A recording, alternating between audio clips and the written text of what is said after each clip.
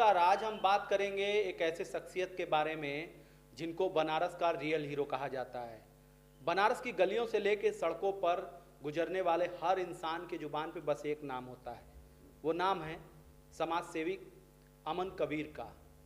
और कबीर के बारे में एक वाणी भी कही गई है कि खड़ा काबीरा बाजार में मांगे सबकी खैर, ना काहू से दोस्ती और ना काहू से बैर। हम बात कर रहे हैं एक ऐसे ही कबीर की जिनका सफ़र लगभग 13 साल से ज़्यादा का वक्त बीत चुका है और वो समाज सेवा के लिए ही अपने पूरे वक्त को देते रहते हैं।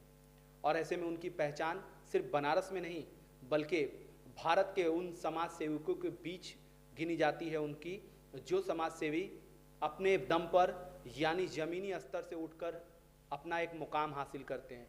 ऐसे ही हमारे साथ आज जुड़े हैं अमन कबीर, जो बनारस के रियल हीरो हैं। अमन जी, कहाँ से ये कारवां शुरू हुआ और कहाँ से मन में एक सोच आई कि आपको समाज के उन दबे कुचले लोग, उन गरीबों की मदद करने का एक जो सोच, वो कहाँ से आपके मन में आया? धन्यवाद। ये जो सेवा कार्य ये पिछले 2009 और 7 के बीच का बात है। जब गंगा आंदोलन चल रहा था उसी दौरान मैं 7 क्लास का इस छात्र था और पढ़ता था, और उसी दौरान मेरी शरारती और मेरी हरकतों से मेरे पिताजी एक दवा की दुकान पे मुझे रख दिए कि मतलब हम सुधर जाएं, दवा सीख ले, व्यापार करें, क्योंकि पापा का भी ये सपना था कि बेटा हमारा हम जो है कुछ करे। लेकिन उस दौरान भी हम जब दुकान का पानी उनी लेने जाते थे या कोई मरीज उस समय भी गिरा पड़ा रहता था या सर फट गया रहता था या घायल अवस्था में रहता था, तो हम अपने काम करने के दौरान भी ऐसे लोगों की मदद करते थे अपने सामर्थ्य के अनुसार। लेकिन मुझे ये नहीं पता था कि ये लोग कौन है, क्या है, कैसे हैं। लेकिन जब गंगा आंदोलन शुरू हुआ और स्कूल से भाग कर भी जाता था तो उस दौरान वहाँ पर एक लावारिस वार्ड होती थी, जो सबको पता नहीं था कि मतलब वहाँ के इवेंट वहाँ के अधिकारी लोगों को भी नहीं पता था कि लावारिस लोग होते हैं कि नहीं होते हैं, क्योंकि वो नॉर्मल मरीजों को देखकर चले जाते थे। लेकिन जब मैं वहाँ गया तो देखा, जो दृश्य देखा, और वो एक गलियारे में थी। जैसे घर का कूड़ा कहीं फेंकना होता है तो उसके लिए एक स्थान होता है, उसी तरह इंसान भी कूड़े की तरह एक जिस स्थान के यूज नहीं रहता था वहाँ पर रखे जाते थे। तो ऐसी परिस्थिति में जब मैं पहली बार उस वार्ड में गया तो मैं दृश्य देखा कि बेड था, लेकिन बेड ऐसा नहीं था कि जिस पे इंसान रहे। जानवर, एक तरफ डॉग रहता था, कुत्ता, एक तरफ चूहा रहता था, इंसान बीच में बेड पर से नीचे गिरा होता था। अमन, अगर बात करें तो क्या बदहाल बेड था या हॉस्पिटल या बदहाल उस वक्त की सरकारें थीं कि उन मरीजों का सही उपचार नहीं कर पा रही थी? देखिए, उस समय जो सरकार तो उस समय सपा की थी, लेकिन फिलहाल में मैं ये कहना चाहता था, मुझे सरकार से मतलब नहीं, मुझे मेन मतलब था, मुझे भी नहीं पता था वो लोग कौन थे, क्या थे, क्योंकि मैं भी उस समय मेरे अंदर ये नहीं था कि मुझे सेवा करना है। मैं भी एक बच्चा था, मेरी उम्र लगभग 13-14 साल जो भी रही हो। लेकिन मैं वो दृश्य देख करके मेरे अंदर ये हुआ कि जो इंसान, वो भी जो गिरे हुए थे बेड से, वो ट्रेन में जहर खुरानी के शिकार थे और सेना के जवान थे। ऐसी परिस्थिति में वो लोग को, अगर हम जैसे लोग अगर आज के डेट में न जाएं तो वो मर भी जाते थे, और उनके घर वाले अभी भी पोस्टर ले करके गुमशुदा का जो है लेटर जो है लेके घूमते हैं, विभिन्न थाना क्षेत्रों में दौड़ते हैं। लेकिन अभी तक भी ऐसे तो वो दिवंगत हो गए होते हैं, लेकिन परिवार वाले सोचते हैं अभी भी मेरे परिवार का सदस्य है। तो आज जब उस व्यक्ति को उनको उठा करके डॉक्टर को बुलाए, बेड पर ले गए, और फिर जब उनकी सेवा की, और उसमें एक दिन में ही बदलाव नहीं हुआ। मैं रोज़ जाता था वहाँ, पहले तो वहाँ चूहे रहते थे मोटे मोटे, उन चूहों को देखकर मुझे भी डर लगता था, क्योंकि मैं भी चूहे से डरता हूँ। पहले मैं उन चूहों को हटाने के लिए वहाँ के अधिकारी, वहाँ के लोगों से मिला। फिर जो भी नेता किसी भी माध्यम से विजिट करने आते थे, चाहे वो स्वास्थ्य मंत्री तत्कालीन अमर हसन हो चाहे वो जिला अधिकारी तत्कालीन प्रांजल यादव जी हों, चाहे वो कोई भी हो, अगर मुझे कान में भनक लग जाता था कि आज कभी चौरा अस्पताल में मंडली अस्पताल में कोई आने वाला है, तो मैं भाग जाता था। उस समय जिला हॉस्पिटल था, तो मैं भाग जाता था और वहाँ पर कितना भी भीड़ हो, मुझे अपनी बात रखना हो मैं रख देता था या उस वार्ड में लेके जाते था। और जब तक, क्योंकि एक बार में कोई सुनता नहीं, जब तक 10 बार 12 बार ये अधिकारी न सुने तो वो नेताजी के पास जाए, वो नेताजी ने, चाहे वो भाजपा के लोग हो, चाहे वो सपा के लोग हो, चाहे वो कोई हो, बस क्योंकि जिला अस्पताल में हर क्षेत्र के लोग एडमिट भी होते हैं, चाहे वो आंदोलन करते समय छात्र नेता हो काशी विद्यापीठ के, उनको देखने कोई आया हो, चाहे वो कहीं पर सिलेंडर फट गया उनको देखने आओ, अगर उनको देखने आए हो, लेकिन हम अपने असहाय और लवारिस मरीजों को भी दिखाते थे, भैया देखिए।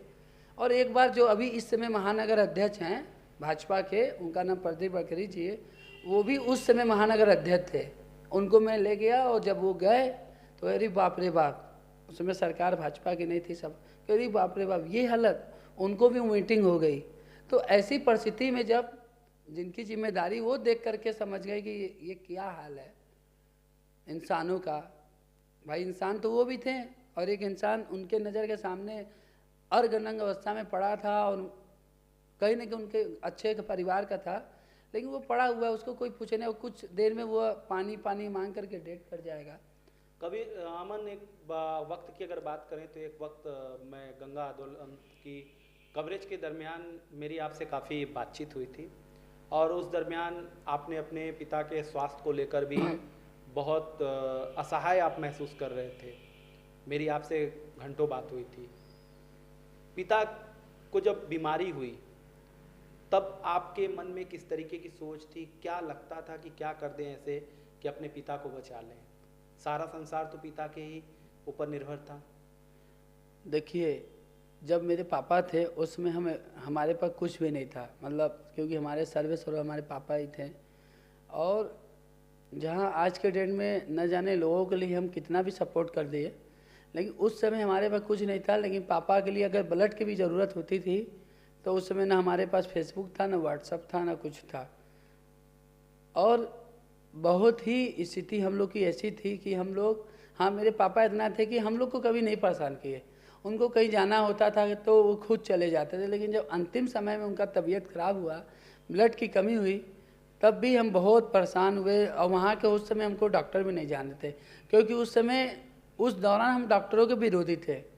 विरोधी इसलिए थे कि जो जिस जगह हमारे पापा थे उसी जगह लवारिस असहाय लोग भी एडमिट होते थे, उनकी भी समस्याओं को हम अपने स्तर तक, क्योंकि आप डॉक्टर का जो है आलोचना क्या मतलब, वो अपनी कमियां नहीं देख पाते थे, तो उनकी समस्याओं को अधिकारी तक पहुंचाता था, तो एक तरह से हम विरोधी थे।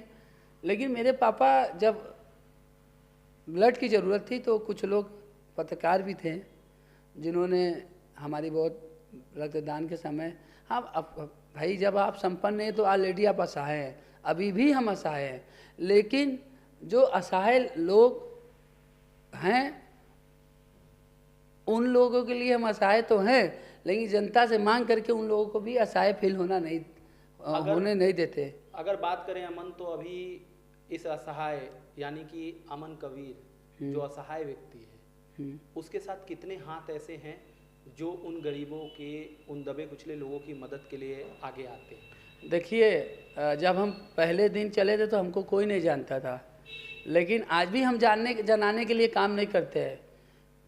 50 लोग हमारे साथ जुड़े हैं तो 25 लोग या 75 लोग हमको लग रहा है हमारे पीछे ये भी लगे कि हम बहुत पैसा हमारे पास है, बहुत सामर्थ्य हमारे पास है, लेकिन अभी भी हम नहीं सोचते थे कि बहुत हमारा अमीर हो जाएं, बहुत पैसे वाले हो जाएं। लेकिन आज हमारे पीछे लगभग कुछ हाथ को तो हम जानते हैं, कुछ ऐसे हाथ हैं जिनको न जान के भी मुझे पता है कि ये हाथ खड़े हैं, बस उनको एक पोस्ट डालते हैं। जैसे किसी को कैंसर हो गया, अभी हाल ही में एक लड़की थी, उनके भाई का डेथ हो गया, कई जगह वो दौड़ी, लेकिन किसी ने वो किसी ऐसा हाथ जो मुझे फ़ोन किए कि अमन एक लड़की है उसके भाई का, क्योंकि वो मेरे पापा का जब डेथ हुआ था तो बिना बताए तिरही के समय एक एक बुरिया चीनी भेज दिए थे। तो वो भेज दिए, तो वो हाथ का जब फ़ोन आया तो मुझे ये पता है कि दुख के समय ये व्यक्ति मेरा बहुत मदद किए, बिना कहे बिना बताए। तो ऐसे भी लोग का फ़ोन आया तो अभी एक एक रुपया करके, 1 रुपया 100 रुपया करके 15,000 की राशि जो आई उस बच्चे के लिए भेजा। और ऐसे अनगिनत लोग जिन जिन लोगों के लिए राशि जाती है उन लोगों ठीक होकर के वेंटिलेटर से घर आ जाते हैं। ये ऐसे लगभग कई लोग की जो हम देते तो हमें पता है ना, तो कई लोग ऐसे आए। तो कहीं ना कहीं वो राशि तो नहीं है, वो हमारे बाबा मसाननाथ किनाराम बाबा का आशीर्वाद है कि एक एक रुपये से भी जो आदमी डॉक्टर बोल देते कि ये बचेगा नहीं, लेकिन जैसे वो पैसा वो चेक जाता है और वो पैसा लगता है और वो आदमी सही हो जाता है। तो कहीं ना कहीं असहाय तो इस दुनिया में हर आदमी है, लेकिन कभी भी असहाय लवारिस लोगों में अपने में भेदभाव नहीं किए। आज सभी लोगों की कृपा से ये कार्य हो पा रहा है। अगर अमन बात करें तो एक वक्त ऐसा भी आया जब लोग अपनों को ही पहचानने से इनकार कर दिए, कोविड का वक्त। और वो वक्त ऐसा था जब अपने ही अपनों को नहीं पहचानते थे, अपनों का ही अंतिम संस्कार करने से कतराते थे, दूर भागते थे। तब एक नाम पूरी भारत में, यूँ कह लें पूरे भारत में एक चेहरा निकल कर आया जिसे सोशल मीडिया में वो चेहरा छाया भी। वो नाम था अमन कबीर का। अमन, वो दौर क्या था? कितने लाशों का आपने अंतिम संस्कार किया बेटा बनके, किसी का भाई बनके? कैसे संभाला आपने जब लोग घरों से नहीं निकलते थे? उस दौर में आपने कोविड में लोगों के अंतिम संस्कार, लोगों को इलाज करना, उनके घर में कॉरिडोर, अगर कॉरिडोर के आसपास लोग, विश्वनाथ मंदिर के आसपास के लोग भी अगर आपको फ़ोन करते थे तब भी आप वहाँ पहुँच के उनकी मदद करते थे, कैसे करते थे? देखिए, वह दृश्य बहुत भयावह था। और शायद लॉकडाउन के कारण, लॉकडाउन लोग सोचते थे कि कर्फ्यू लग गया, लेकिन वह दिन में मेरे लिए एक आदमी हमारी बहुत मदद की है, जो तत्कालीन डीआईजी थे आदरणीय विजय सिंह मीणा सर। अगर उन्होंने पास इशू, उस समय कमिश्नरी नहीं था, अगर वह पास इशू न कराते शायद हम ही लोगों की सेवा नहीं कर पाते। और 2 दिन, क्योंकि हम दिन भर बाहर रहते हैं, 2 दिन वो हमारे लिए 48 घंटा कैसे घर में रहे। लेकिन उसके बाद का दृश्य हम बताएंगे भैया कि अभी कभी चौरा फ़ोन आया, किसी को बेड दिला के आ रहे हैं, किसी को कोई आया है अपनी माँ को ऐसे लिया हुआ है, सांस चल रही है, ऐसे उठा के डॉक्टर दम तोड़ दिए। फिर फ़ोन आया भैया हमको ऑक्सीजन सिलेंडर चाहिए। फिर फ़ोन आया भैया हमको हार्ट अटैक मेरी माँ को हो गया, सुंदरपुर में दवा पहुँचाइए। फिर कोई फ़ोन किया भैया मेरे बच्चा है पंचकोसी के रहने वाले, हमको दूध का डब्बा पहुँचा दीजिए, दवा दूध नहीं मिल रहा है। फिर कोई बोल रहा है कि भैया मेरी नया नया शादी हुआ है, पत्नी मायके में फंस गई है, उसको लेते आए। मतलब वह दौर कहीं ना कहीं कुदरत का आशीर्वाद था, ईश्वर का आशीर्वाद था कि लगभग 2-4 हज़ार कोरोना मरीज और लगभग 400-500 कोरोना 100 को टच किए होंगे, पकड़े होंगे, लोगों को कंधे पर उठा के गए। और उसी बीच असहाय लावारिस लोग भी जो होते थे, वो लोग भी, क्योंकि सन्नाटा रहता था, वो लोग रोड पे इधर उधर घूमते थे, तो उन लोग को भी रेस्क्यू करके उनको घर पहुँचाने का प्रयास, 3-3 दिन अपने घर में रखे थे। तो वह दौरान ऐसा था कि वह जितना जानकारी हमको है वो बता दे रहे हैं, लेकिन बहुत ऐसी घटना थी कि लोग अपने पापा का शव लेने नहीं आते थे। एक हफ्ता शव मर्चरी में बंद था, लोग किसी न किसी माध्यम से मुझे फ़ोन करते थे, कोई 200 किलो का बॉडी है, 2 लोग 3 लोग, कैसे कैसे मजदूर लोगों को भी लेते थे। अगर उनको 1000 चाहता था तो 2000 लेते थे कि भाई 2000 देते थे उनको कि भाई आप हमारे साथ उठा करके वो शव करके। कहीं ना कहीं जो लोग कहते हैं ना कि का कैले हुआ, तो आप ये समझ लीजिए कोरोना में जिनके पास अरबपति भी रहते थे, वो अरबपति घर में पूरा एसी में रहे और वह स्वर्ग चले गए। कहीं ना कहीं उनके कर्म जो भी हो हमको नहीं कह सकते, लेकिन यह कर्म जो है आज मुझे अभी तक जिंदा रखा है, नहीं तो हमको गए हुए लगभग 2-3 साल या 5-6 साल हो जाता। अगर अमन उस दरमियान बात करें तो कितने ऐसे डेड बॉडी है जिसका आपने अंतिम संस्कार किया अपना बन के? देखिए, उस दौरान चाहे पत्रकार की डेड बॉडी हो, चाहे किसी पुलिस वाले के परिवार की डेड बॉडी हो, मतलब वो दौरान ऐसा था कि बेटा सामने खड़ा है, तमाशा देख रहा है, लेकिन वो अपनी माँ को टच करना नहीं चाह रहा था। टच कौन कर रहा था? जिससे माँ का रिश्ता नहीं था, लेकिन हम लोग का जो ब्लड है वो लाल है। वो खून की वजह से, लाल खून जो है वो खून की वजह से उस उनके हम बेटे के समान है। आज कोरोना काल की वजह से ही आज अभी इधर बीच जब से संस्था बना है तब से लगभग 50 ऐसे 100 का जो है अंतिम संस्कार घाट पे मुखाग्नि जाकर देते हैं। बहुत लोग डरवाते हैं कि अरे यार मुखाग्नि दे हुआ पागल हो जीवा, ये हो जीवा, ये हो जाएंगे, वो हो जाएंगे। लेकिन मुखाग्नि देना जैसे घर में एक हवन होता है ना, हवन में भी साकला जाता है, घी जाता है, हर चीज़ जाता है, लेकिन 100 में भी वही होता है। जब आप आगी देते हैं तो उसी तरह हवन में भी आगी लगाया जाता है, लकड़ी, आम का लकड़ी होता है। और तो इसी तरह 100 और शिव में हमारे लिए अंतर नहीं है। 100 और शिव हमारे लिए एक हैं। और जो हवन होता है, जो जिस तरह हम घर में भागवत गीता कराते हैं, उसी तरह घाट पे हम किसी का मुखाग्नि दे करके सोचते हैं कि यही भागवत गीता हो गया, या किसी कब्रिस्तान में किसी को दफन करा करके यही सोचते हैं कि ये हमारे लिए दुनिया का सबसे बड़ा हर पूजा हो गया। और वह 100 हमसे बोलने नहीं आते, वो चुप रहते हैं, शांत रहते हैं लकड़ी पे। लेकिन कहीं ना कहीं उनकी जो आत्माएं हैं वह भटक करके पर्दे के पीछे दिखाई न देने वाले वो आशीर्वाद ऐसे लगते हैं कि आप ये सोचेंगे कि ऐसी ऐसी घटना मैं बता रहा हूँ कि एक महिला मरी, रात को 2 बज रहा था, और उस 2 बजे की रात डॉक्टर का फ़ोन आया कि एक महिला का डेथ हो गया, उनके पति है, साथ में कोई नहीं है। मैं रात में 3000 रुपया लेके, 1 रुपया मुहिम का जो मिलता है लेके निकले, और 3 बजे रात में मैं जो सोच रहा वो हो जा रहा है। सोचा टाली मिल जाए, रोड पर निकला, टाली खोजे ने, एक टाली ऐसे गया, रुका नहीं, पीछे घूम रहे, टाली प्रकट, क्योंकि सामने से पहले तो वही टाली दिखाई देना चाहिए। और वो टाली पर जो आदमी भी खोज रहे थे, वो 2 आदमी थे।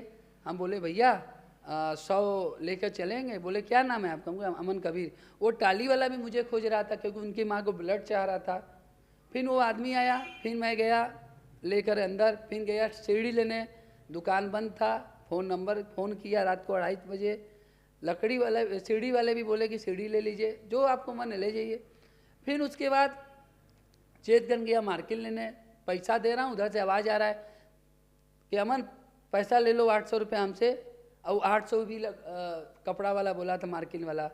फिर आए, हमारा कैमरा वैमरा ख़राब था, वीडियो ख़राब, मतलब हम एक कर्मचारी से निवेदन किए भैया हमारा फ़ोटो ले लीजिए। कहा अरे यार हम 1 लाख का मोबाइल लेकर तो हम मुर्दा उर्दा का फ़ोटो ले, तो नहीं लिया, हम अपना आके काम कर रहे थे। लेकिन देखिए जैसे ही बॉडी उठा के टाली भी लग रहे, एक आवाज़ आया, अमन भैया आपका वीडियो फ़ोटो बना लिए हैं। हम कहिए अरे भैया आपको तो मैं बताया नहीं।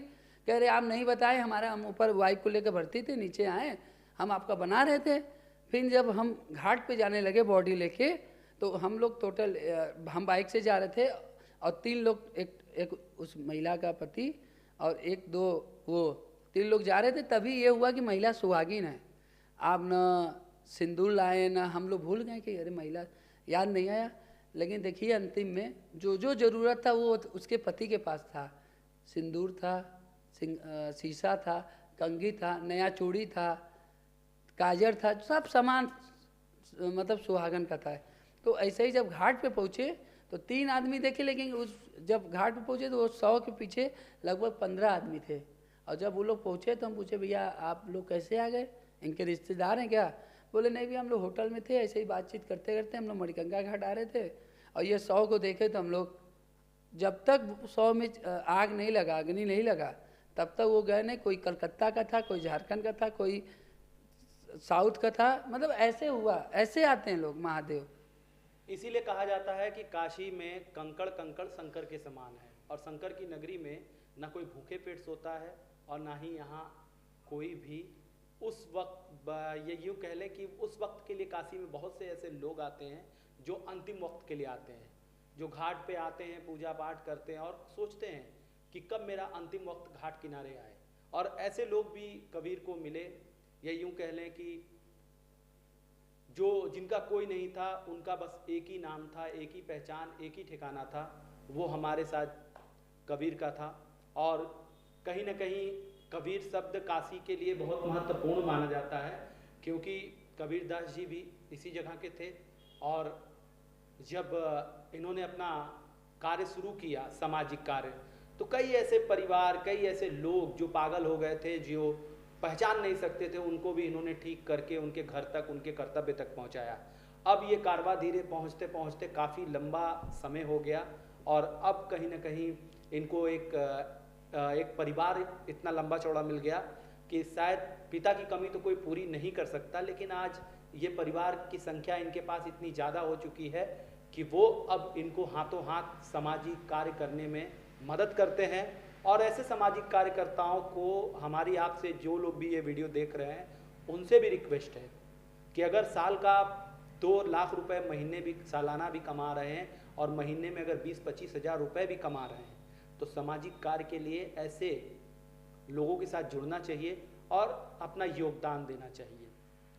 अगर बात करें अमन, तो अभी कितने ऐसे परिवार होंगे जिनका आप इलाज कर रहे होंगे और अभी तक उनकी संख्या क्या हुई होगी जिनका इलाज करके उनके कर्तव्य तक आपने पहुंचाया होगा?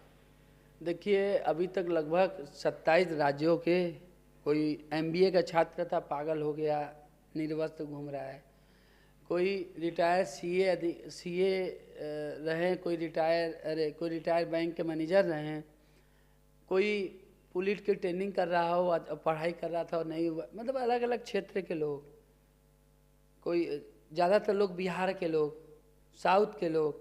कुंभ जैसे महाकुंभ में बहुत लोगों को घर में अंतिम संस्कार हो गया है, घर वाले सोचे पापा का निधन हो गया, लेकिन वह पिताजी मुझे मिले, मैं उनको जिंदा सोशल मीडिया के माध्यम से लगभग 1000 लोग अब तक भूले भटके लोग, जिसमें से 10-12 लोगों का घर वाले अंतिम संस्कार भी कर चुके थे पुतला बना करके, वह लोग जिंदा बनारस में मिले और अन्य भी जिलों से मिले, जिसे नंबर्स के माध्यम से वीडियो डालते हैं और डाल करके उनके घर का पता लगाते हैं सोशल मीडिया पे और वो घर वाले जाते, लेकिन जब वो मिलते हैं तो वो दुआएं ऐसे मिलती है, तो वो बयां करना, मतलब बयां नहीं कर पाऊँगा।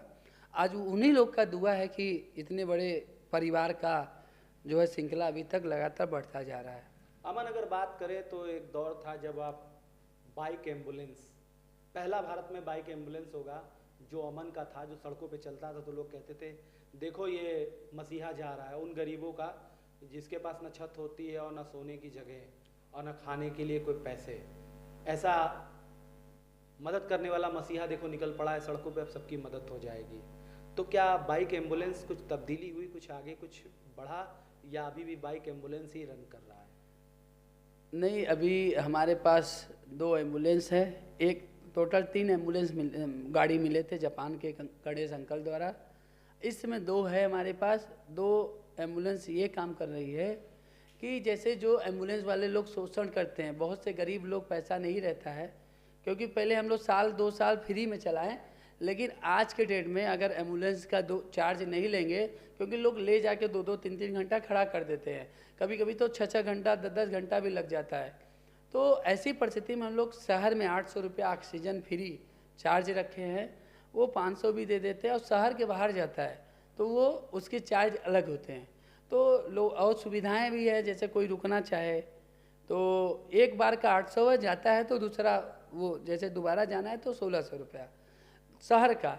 तो ऐसी परिस्थिति में लोग 2 घंटा, 3 घंटा, 4 घंटा, क्योंकि और एम्बुलेंस वाले उसकी चार्ज की दो गुना राशि लेते हैं, जैसे 15-20 किलोमीटर भी जाना होता तो 3000, 4000, क्योंकि लेकिन हम लोगों का कोरोना काल में देखे ना कि एम्बुलेंस का शोषण, भाई साहब उन लोग का तो व्यापार है, मेरा व्यापार तो नहीं है, हमारा तो सेवा है, तो सेवा चार्ज लेते हैं, उन सेवा चार्जेस के वजह से आज ऐसे ये काम चल रहा है।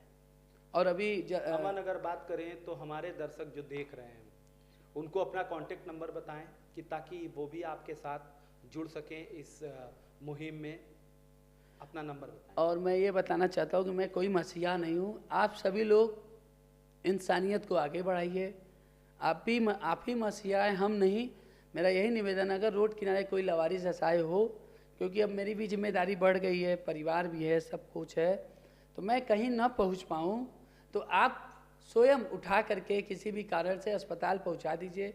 अगर अस्पताल में किसी प्रकार की दिक्कत होती है, मेरा नंबर 8687553080, क्योंकि पहले एक सीमित जगह था, अब बहुत पूरे बनारस और बनारस के बाहर के भी फ़ोन आते हैं।